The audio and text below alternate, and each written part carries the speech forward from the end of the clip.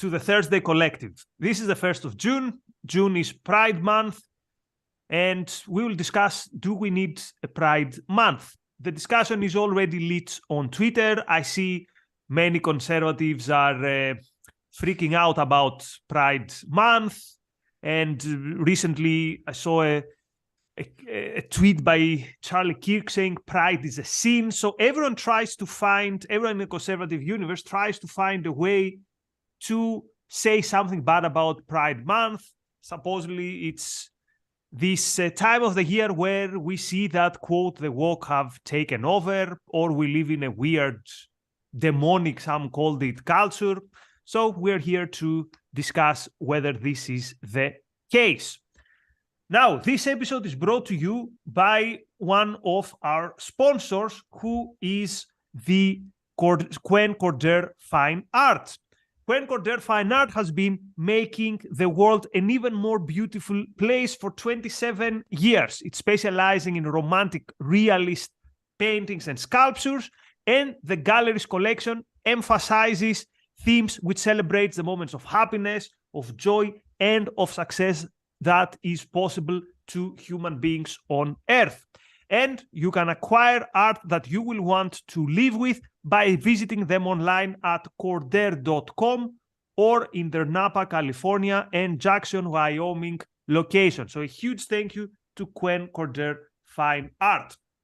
And the collective today is myself, Thomas Bison, who has been a sponsor in previous episodes, our in-house fitness expert, and Paul. Hi, Paul. Hi, Thomas. So without further delay, do we need a Pride Month? So do we need a month where everywhere you see flags supporting the LGBT community? Do we need this open celebration, so to speak, of people's sexuality? Thomas? Paul. So, in my personal opinion, I don't think we need a month for these things. I think there's very few things we need a month to celebrate such insignificant things as someone's sexuality. If it was celebrating pride for actual productive achievements, I would say that would be something more fun. But I don't understand why it has to be a full month. I don't know where that came from. Is it just because it fits into the calendar so much easier? Because everything seems to have a month or a day these times. But that's just my thoughts on it. Yeah, to be honest, I don't remember when it became a month. Growing up, I remember it being a weekend and mostly being a one-day event, the parade. So your take is it's not passing a message which is important enough to be celebrated for a whole month. So let's see what Paul believes, and I'll be the dissenting voice, I think. Okay, so I'm going to basically say what Thomas said, but at much, much greater length, because that's me. First of all, I want to start off, Nikos, with your comment about there are people saying that there shouldn't be such a thing as pride, qua pride, and that pride is shameful or sinful. The notion that one should be ashamed of pride, I find hilarious. The notion that one should not take pride in one's achievements, assuming those achievements are positive, is an evil or at best a lazy notion. I think, of course, people should take appropriate pride in what it is that they do, if what they're doing is a positive thing. So again, building on what Thomas said, pride is for what you have chosen, what you have earned, and what you have achieved.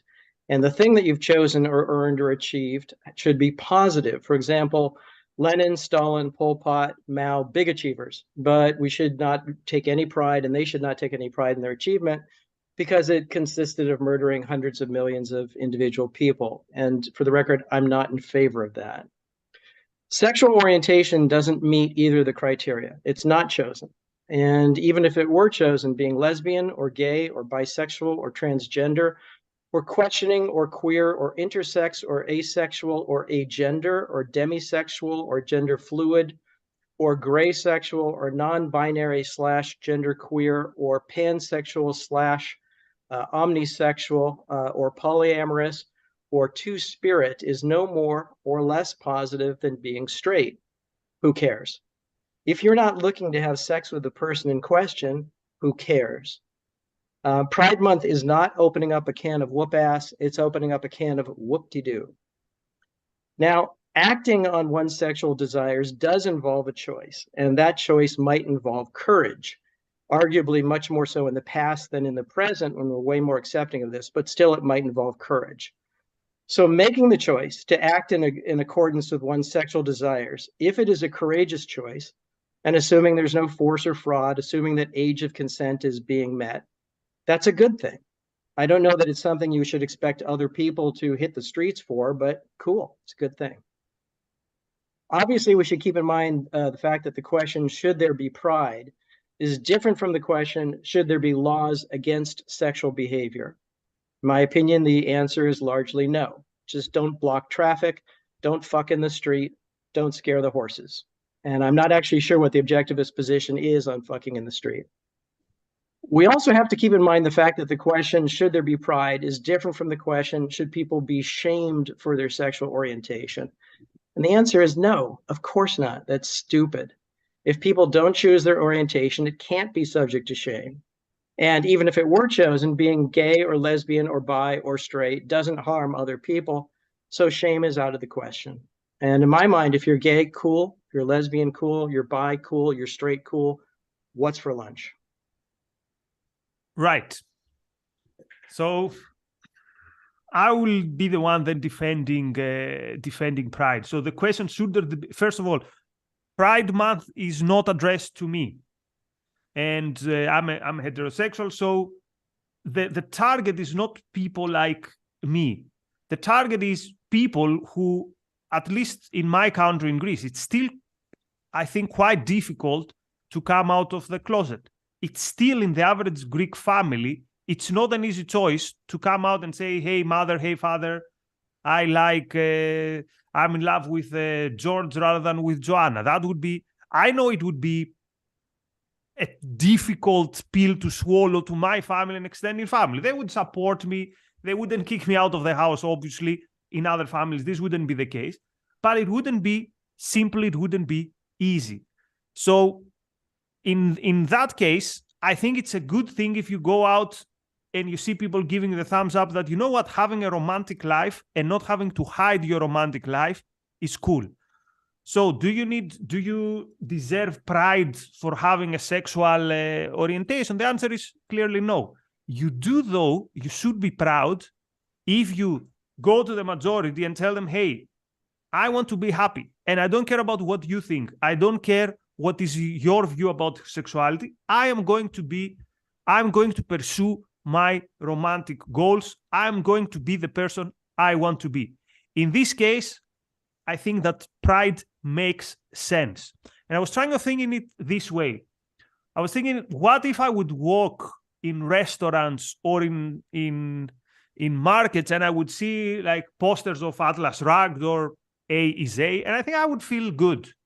Now, no one should be forced to accommodate this feeling of feeling good in me. But the fact that it happens for a particular part of the population that we know are facing some difficulties, are facing still prejudice, at least in Greece, in other countries, they face worse than prejudice. I think it is a positive thing. And let me tell you also one thing.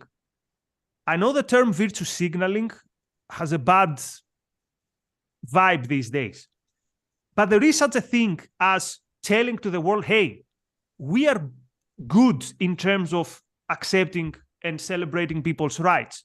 For example, I like seeing the Pride in Tel Aviv because this makes it even more obvious that, you know what, not all these countries over there are equal, that not all the countries celebrate life and celebrate romantic love, which is one of the most important things in life.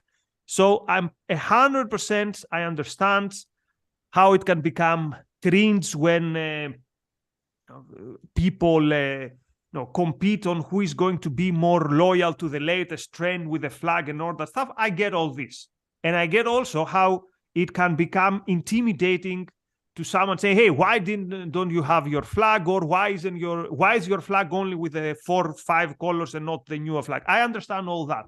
Half of our episodes in this show is about the culture that we live in, but still within the context of you're telling to people who have difficulty celebrating one of the most important things in life, you're telling them, thumbs up. It's good that you pursue romantic love, however, in whichever way and with whoever person you want to find it. So thumbs up. So that's my take. This is why I think Pride Month is something which is, all other things being equal, is something very positive. Now, whether I like the way it's celebrated or the aesthetics of Pride, that's another discussion. I don't like the aesthetics of, for example, of some of the nationalist parades. This means nothing about whether I agree with the essence of the celebration, and this is the reason I am in favor of Pride. Any objections? I think you're raising some interesting points. Again, if something requires courage to do, and the thing that you're fighting for is to not be put down by other people, I think it's a fantastic thing to do. I completely agree with that.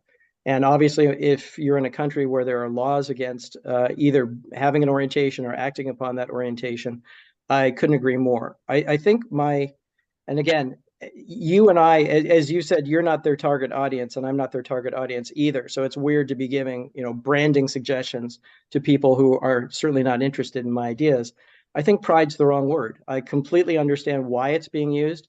For me, it's a misuse of the word. So to some extent, as somebody for whom words have meaning, it bothers me that the word being used is one that I cannot, again, who cares about my opinion, but I can't sign off on it. I cannot feel pride. I don't understand feeling pride for sexuality. I absolutely understand pride for courage, for standing up to people who are putting you down. But in itself, it's not inherently something to be celebrated any more than anything else. There's one other thing that you said when you were talking about the accoutrement, basically, of the movement as opposed to the legitimacy of the movement. I think one of the other things I think of when I think of something like Pride Month is I think of a political cohesiveness that should not be there. When I think of the quote community, unquote, I think to some extent people whose primary self-identification is one of sexual orientation. I think that they're missing out, and I know it's important, especially in a country where it's illegal or repressed or whatever. I think they're missing out on many more important values in life in terms of self-definition and things that they should be pursuing. And I don't think there should be any commonality politically between people who share a sexual orientation, aside from a laissez-faire approach, which is, of course, it should be legal. Of course, it shouldn't be shamed. It makes no sense to me that there's a package deal, that if you consider yourself part of the gay community, that you're necessarily a leftist, a statist, and everything else that goes along with it. Yeah, okay, yeah.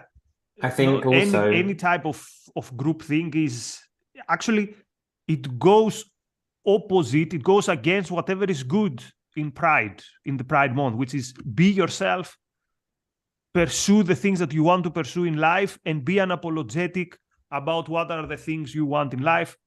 Of course, with all the provisos that these are things that are good, these are things that are rationally chosen, or some things are not chosen, but you get what I mean. Thomas?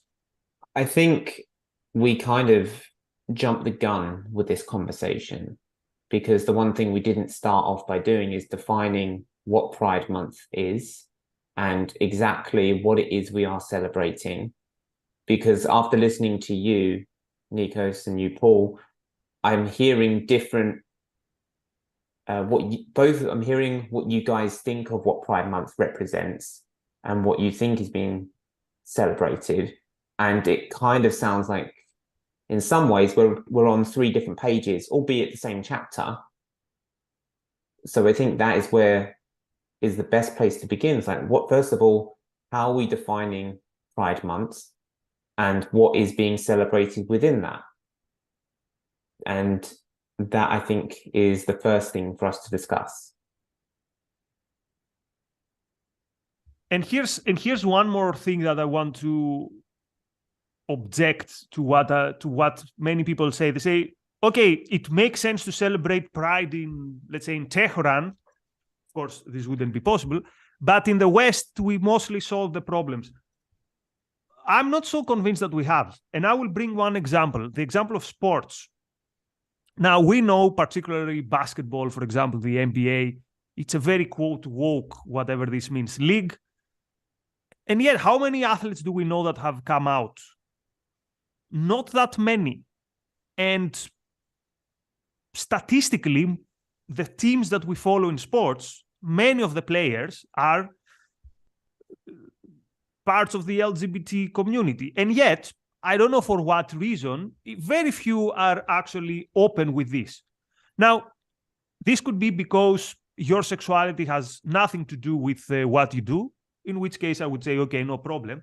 But it also could be because there might be some negative backlash. And the honest answer is, I don't know why this is the case. I know, for example, in the 90s, that if there was any, not even someone coming out, but if there was any suspicion that an athlete, a basketball player or a football player was gay, the amount of abuse he'd get from fans and all that stuff would be something very, very, very difficult to cope with. So I will claim that also in the West, and even in, quote, woke industries like sports, Pride Month still makes sense and still would be something encouraging for some people to want to go out in the world and say, hey, I'm with that person. I mean, let me give a completely silly example which just came to my mind. Like, let's say, this is personal experience. Your partner, let's say, someone you work with, and because it's kind of, sometimes weird to one day go out to people and say, hey, here's my partner, we work with each other, and we've been together for like 3 years. And you don't do that. And it's something inside you that it's like, I wish I could go out and say this to the world.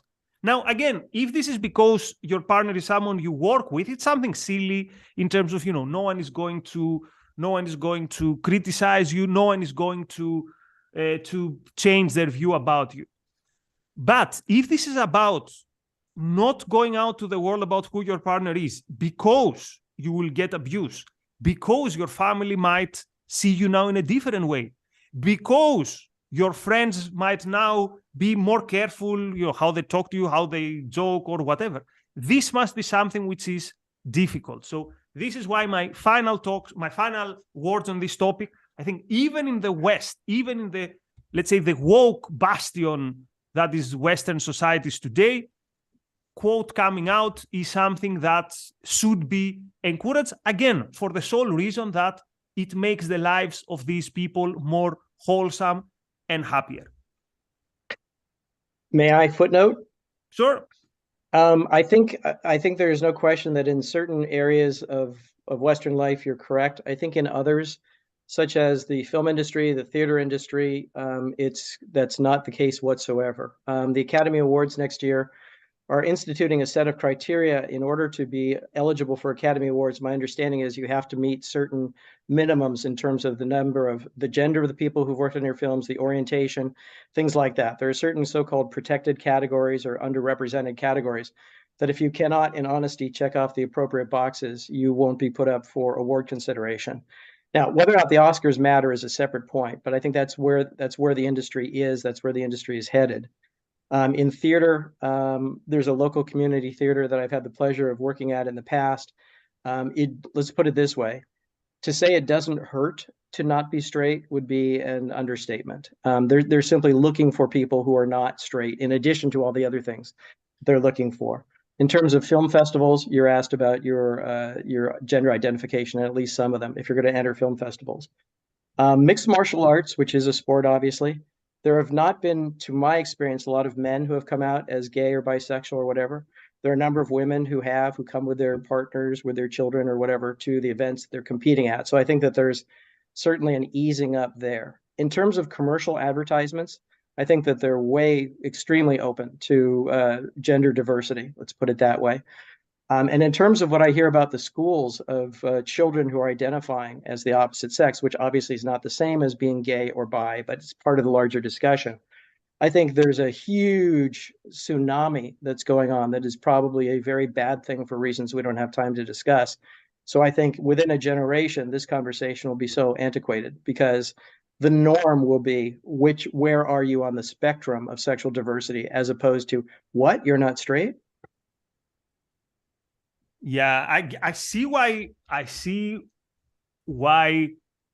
people like ourselves who are immersed, let's say, in the culture war, we see this everywhere. And some of the things you mentioned, it's definitely a problem when you give awards for films based on things that have anything to do with anything except from the merit of those who are involved. But still, for example, in Greece, in a school, I think someone coming out would be something that would make their life actually difficult.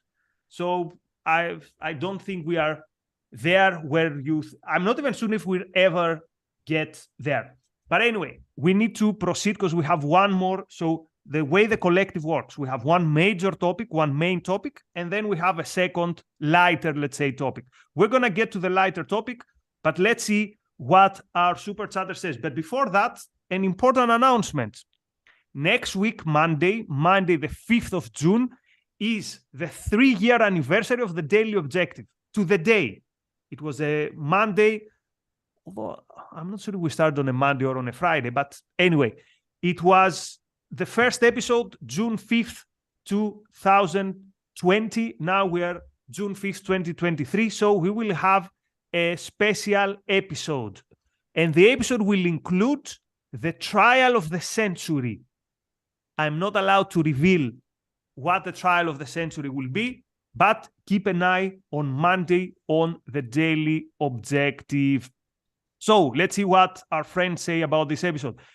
A big thank you to Marilyn. Eyal says, Thomas Bison, the man, the legend. People have told you, Thomas is someone who people travel to London and they're like, how can I wake up at 6 in the morning to train with Thomas, although I have a very busy day? And that's, I'm not only talking about Eyal, I'm talking about big names in objectivism.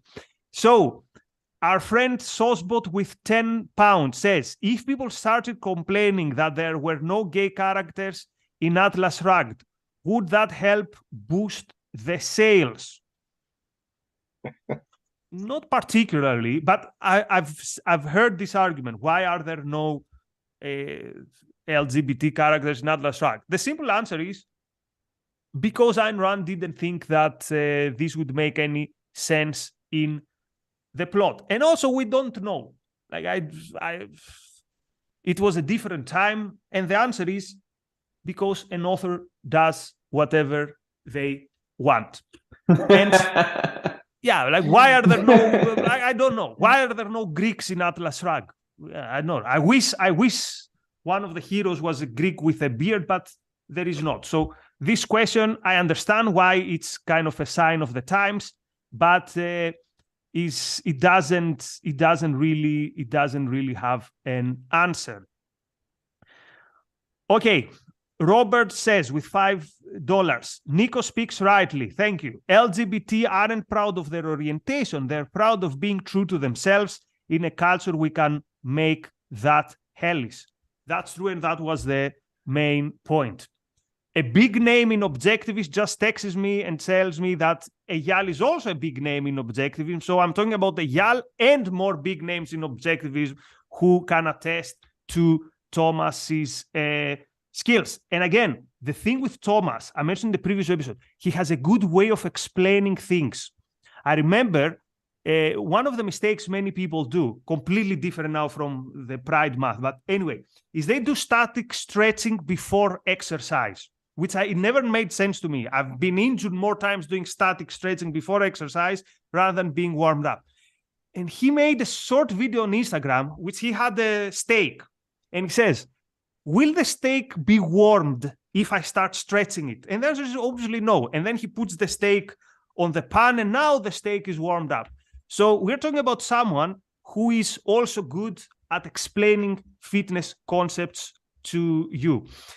So let's go back to our super chats. Jonathan, thank you very much for your support. Catherine says, people orientation is none of my business. What you said, heart for what you said, Paul. Still difficult for people to be themselves, about courage and truth, in my opinion. And that's what I think should be celebrated.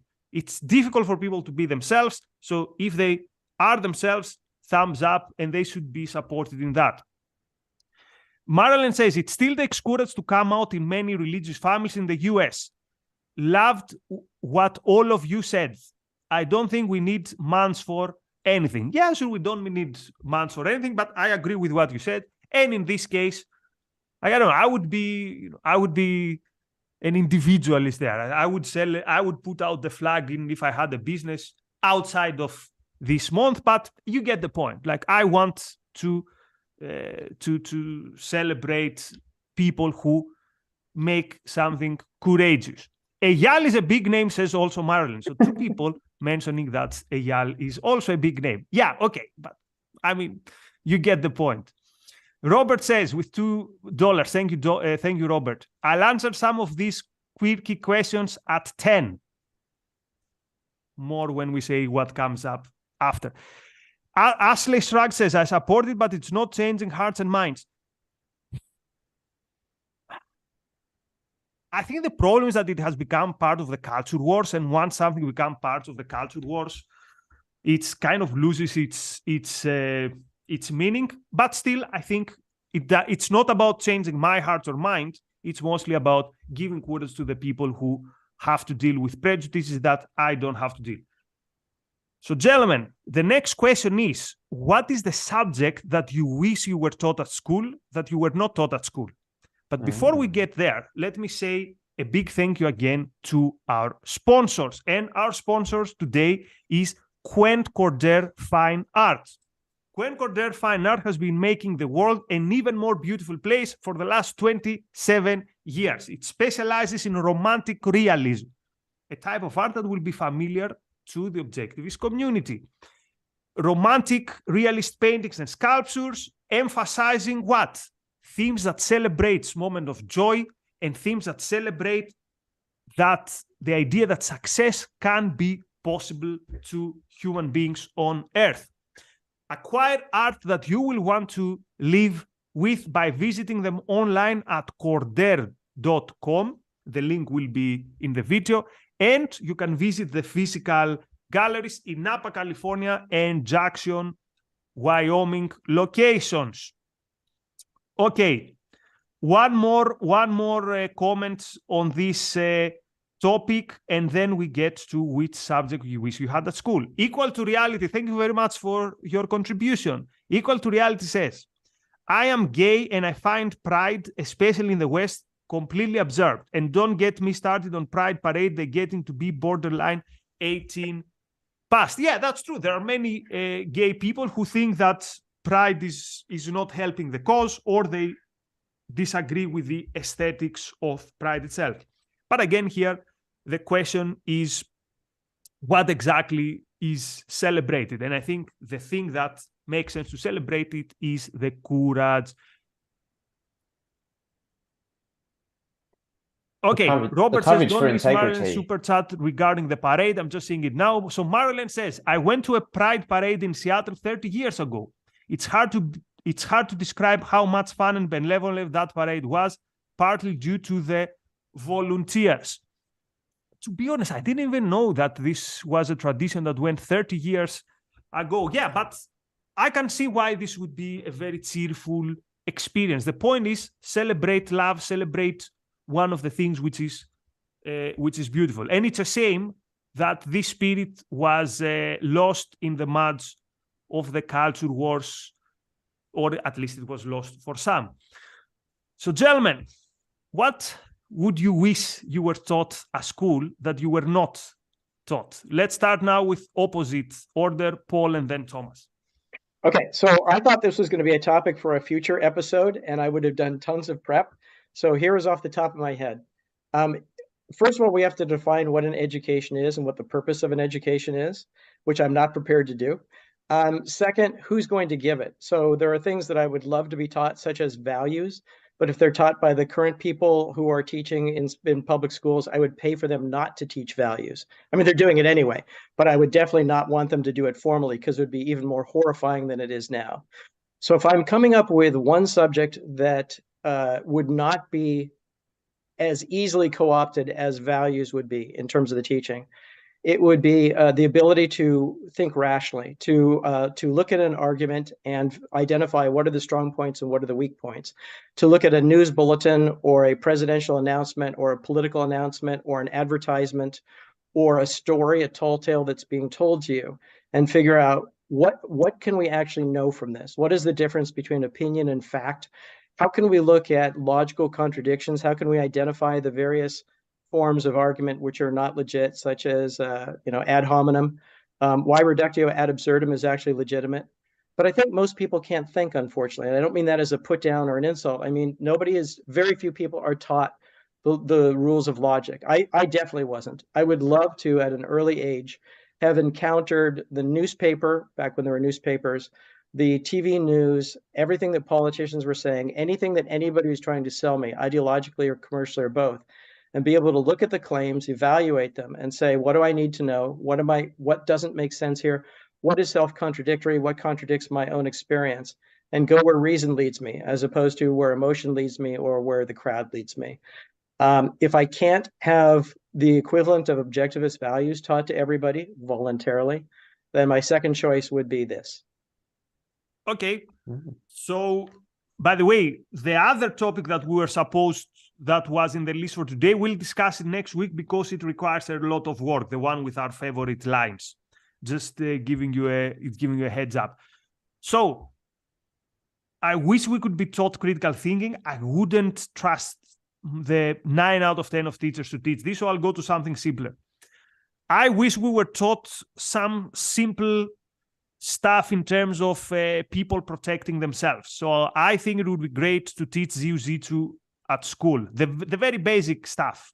I think it's one of the best anti-bullying policies, and it would be good to have people who have more self-confidence and more kind of know how to work with their body. So it's a peaceful art, it's a gentle art, and I think it would be very empowering for many people, young people who are struggling with standing up for themselves and of having more self-esteem. It's a gentle art that if you teach it to a bully, there's not much that would make him better bullying it, but if you teach it to a kid with less of a self-esteem, it would be able to boost their self-esteem. And it's not something which is very, very difficult to teach at a very simple level. But the other thing, so this is mostly about the body. The other thing is about the mind. So we have literature, but we never read the full story. So in a Greek school, we were taught the Iliad and the Odyssey, and we never found out what happened at the end. We never found out where the story began. So here's how we were taught the Iliad. Go to chapter 3. Here's Achilles. Like, who is this guy? What is this guy doing? And then I still, if I would rely on my school, I still wouldn't know what happens at the end of the Iliad. Thank God there was the Troy film with Brad Pitt. Otherwise, most Greeks wouldn't know what happens at the end of the Iliad because the way it was taught was completely unacceptable. So the two topics I wish were taught at school is some general form of self-defense and also the love of nice stories. I wish we were told stories. It would make our time in school so much more interesting. Thomas, what about you? What you wish you were taught at school that you were not taught at school? I wish I was taught emotional mastery. Now, Emotional mastery. Emotional mastery. Now, what do I mean by that? Have you ever found yourself sitting on the sofa and without even realizing you feel bored and then you're transported in front of the fridge, browsing for something fun to eat? To be able to sit there and actually trace those emotions back to what value are you seeking? What is going on? How to use your emotions like a roadmap to figure out what means something to you. How to understand if you are thinking rationally or irrationally. And Tal from the happiness team teaches this stuff quite a lot, where it's, your emotions are like metal detectors for values. They help you identify what means or what's important in your life. And even to understand when you are feeling an emotion, to recognize that you are being taken by that emotion and be able to pause yourself and say, okay, I understand right now I am feeling anger. Let me step back with this emotion and then see what's causing it, see where it's really coming from. Is this a rational place? Is this justified anger? Is it not? Am I getting angry at the right things? So just think about how many interactions in your day that emotionally we are swayed by that could be misled or cause more problems down the line. There's a book called Flow, which is really, really cool. And it said, in Victorian times, in Confucius China times, you weren't considered a human being until you demonstrated that you had mastery of your emotions. Now, if you have that kind of context of thinking, it's easy to think why they thought everyone was a savage, as an example, where you need to be able to understand, okay, these are my thoughts, these are my feelings, this is what they represent. And now I can either choose to change them or pursue them even more passionately. Mm-hmm. It's really interesting. That would be great. The question is, would the average teacher be able to come anywhere near that level of acquiring this knowledge and to communicate it? By the way, we've done some workshops on the notion of flow in the early days of the Ayn Rand Center UK during the first lockdown with Josh Dixon. So if you go back early in the channel, you will be able to find them. Speaking about the early days, Monday is the 3-year anniversary of the daily objective. So again, there is going to be there's going to be a special episode with the trial of the century and also with a major announcement on the future of ARCUK programming. That's an exciting announcement. It's not an announcement like, oh, it's the last episode, okay, bye-bye. So up, it's going to be something beautiful. So Razi says, or a friend who is not to be named from Israel, says that they were taught Krav Maga in school, that I find very, very, very, very cool. Again, Krav Maga, though, is a bit more hardcore, so it's not really the peaceful arts. That's why I would pick Jiu-Jitsu, because it's more accustomed to all types of to more timid kids. Let's see if there's any other super chat. I think I've read them all. So just one more shout out to Quent Cordair Fine Art, who is sponsoring this episode. Instead of telling you, Quent Cordair Art is this and this, I'll do one thing. Go to their website and just scroll through some of the paintings. You will see my favorite painting there, the No Sea Was Ever Sailed, which is there's a very nice boat, and there's a poem by Quent Cordair, which, as I've said in the past, I used to read it in the days of the first lockdown, where the world out there looked too bleak. But also, you will have a good aesthetic time just by scrolling and seeing its art as it should be.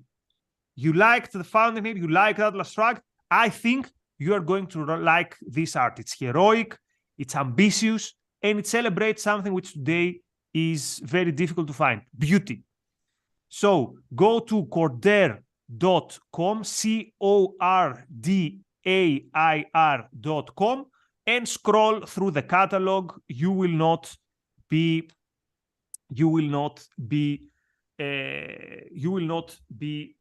disappointed. I'm told we have time for one more topic, but hey, I don't, so I will have to go, and we will be back with the collective next Thursday, but again, Monday, the special episode. So thank you, Paul.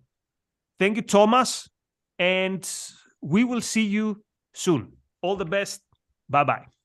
Au revoir.